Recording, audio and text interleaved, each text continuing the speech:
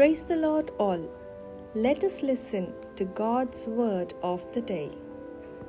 But as for me, I watch and hope for the Lord. I wait for God my Savior.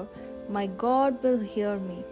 Micah chapter 7 verse 7. ఈ దినపు దేవుని వాక్యము.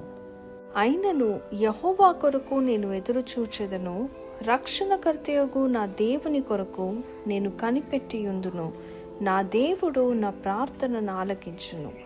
మీకా 7వ అధ్యాయము 7వ వచనము. आज परमेश्वर का वचन. परंतु मैं यहोवा की ओर ताकता रहूंगा, मैं अपने उद्धारकर्ता परमेश्वर की बाट जोहता रहूंगा. मेरा परमेश्वर मेरी सुनेगा.